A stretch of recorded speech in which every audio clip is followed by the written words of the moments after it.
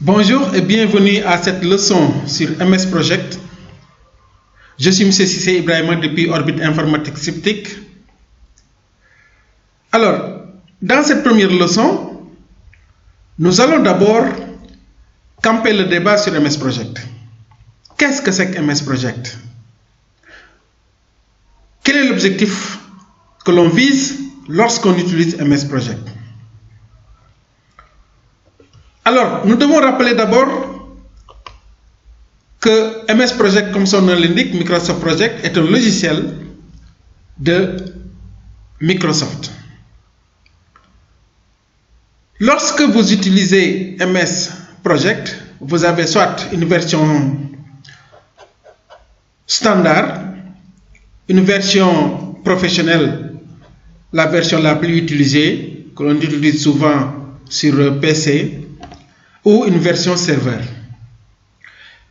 Quelle que soit la version que vous utilisez, l'objectif est le même. On utilise MS Project pour gérer un projet. Gérer un projet du début à la fin. Depuis la phase d'étude jusqu'à la phase de livraison du projet. Mais pour cela, il faut des préalables. D'abord, les premiers préalables, c'est de connaître un certain nombre de concepts que nous allons rapidement définir. Vous aurez besoin peut-être de revenir sur ces concepts-là de temps en temps. Nous pensons qu'avant de démarrer MS Project, il nous faut quand même maîtriser certains concepts qui concernent le management de projet. D'abord, essayons de donner une définition quand même pour le mot projet. Alors, nous dirons qu'un projet, c'est en fait une démarche spécifique qui permet de structurer méthodiquement et progressivement une réalité à venir. Il y aurait 1000 façons de définir un projet. Qu'est-ce que c'est qu'un projet? Vous avez un objectif à atteindre, vous avez une démarche pour atteindre cet objectif-là, vous avez des tâches, nous reviendrons sur ce terme, à réaliser pour atteindre cet objectif-là, et bien sûr cela a un coût, et peut-être vous allez réaliser cet objectif-là en faisant appel à des ressources. Et à la fin, vous avez des livrables. Le projet est le processus borné dans le temps qui conduit au constat d'un besoin, au résultat du constat d'un besoin, au résultat qui satisfait ce besoin-là. Vous partez d'un point A pour arriver à un point B. À partir du point A, vous avez un besoin qui est d'aller vers le point B. Et la période entre le point A et l'arrivée au point B, on peut l'appeler projet. La vie, elle est faite que de projets. Vous vous levez le matin, vous avez un projet qui est d'aller au travail. Vous allez au travail en mettant en place un processus. Vous allez marcher peut-être jusqu'à l'arrêt du bus, une étape. Vous allez prendre le bus, autre étape. Il y a des dépenses pour chaque étape. Vous descendez du bus et peut-être vous avez d'autres étapes à faire. Vous arrivez enfin à votre lieu de travail et ainsi de suite, ainsi de suite, ainsi de suite. C'est un exemple simple que je donne comme cela, mais évidemment, il y a des projets beaucoup plus sérieux que cela. Lorsque vous voulez construire une autoroute, c'est un projet et il faut, pour ce projet-là, les différentes tâches à réaliser, les différentes ressources les coûts, et c'est ce mélange qui fera que vous avez un projet et qui vous permettra d'arriver au terme de ce projet. L'objectif étant, encore une fois, de contrôler le budget et le temps. Je le répète, l'objectif étant de contrôler le budget et le temps.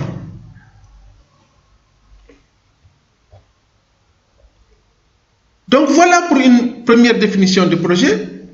Mais les tâches, alors, les tâches sont les activités élémentaires du projet.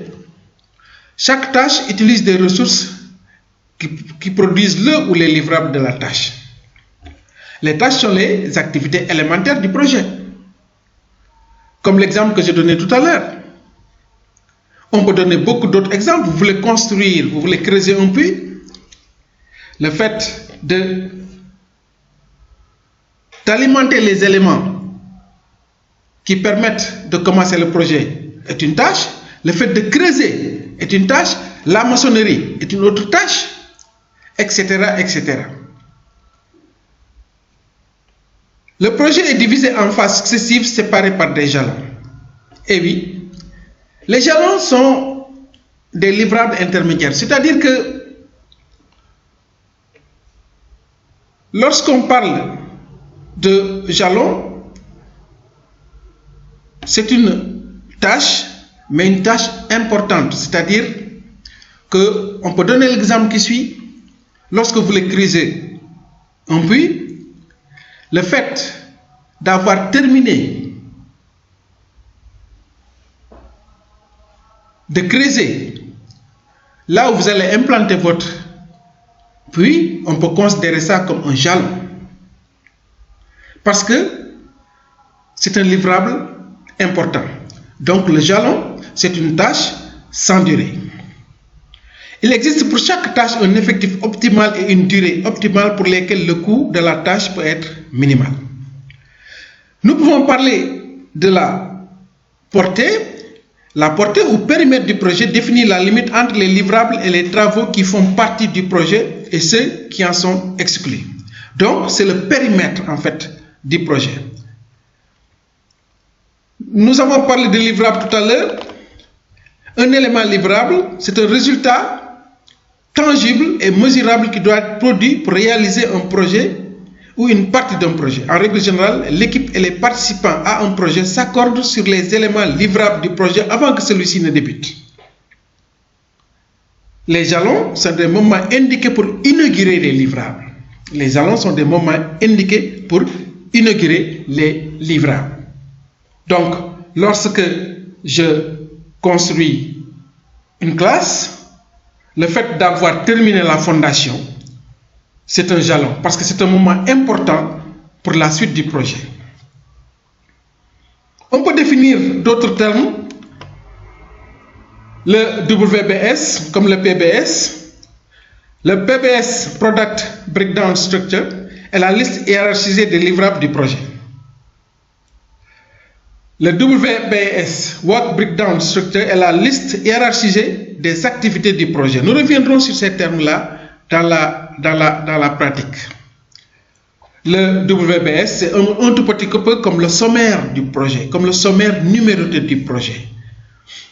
Pour parler très simplement. À chaque ligne donc de la PBS correspond une ou plusieurs lignes de la WBS, traduisant les actions à accomplir sur cet élément. Eh bien, le planning. Alors, le planning est un outil de visibilité pour le chef de projet et pour ses interlocuteurs. Il permet d'anticiper et de réagir aux aléas avec pertinence. Les rapports permettent d'évaluer et de prendre les bonnes décisions. Les marges. On peut parler des marges. La marge libre d'une tâche. Les marges concernent les tâches. La marge libre d'une tâche est la durée dont on peut décaler sa date de fin sans retarder la date de début ou au plus tôt du plus précoce de ses successeurs. Nous verrons que nous allons agir sur les marges libres pour pouvoir, disons, agir et ne pas avoir un retard au moment des livrables ou bien au moment du projet final. Donc les marges sont des éléments importants pour un projet. lorsqu'on veut maîtriser la date de fin d'un projet, nous verrons qu'il y a des actions qu'on peut faire sur les marges. La marge totale d'une tâche est la durée dont on peut décaler sa date de fin sans retarder la date de fin du projet.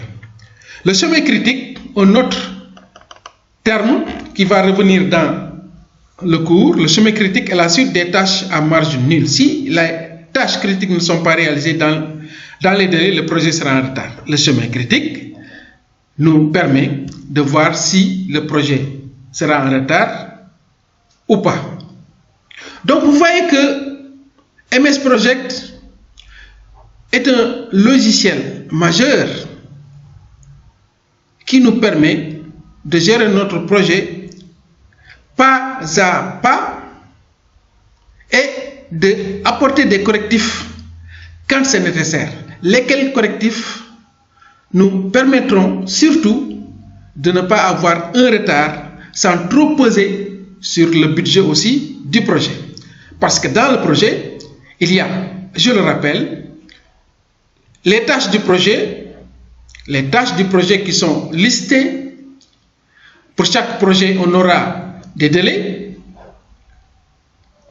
de réalisation et pour chaque projet, on aura des ressources, lesquelles ressources, n'est-ce pas, sont accompagnées de coûts permettant ainsi de gérer à la fois l'avancement du projet, à la fois le budget du projet, donc à travers les dépenses réalisées sur chaque tâche, et le délai du projet, le deadline du projet, donc par les délais partiels pour chaque tâche.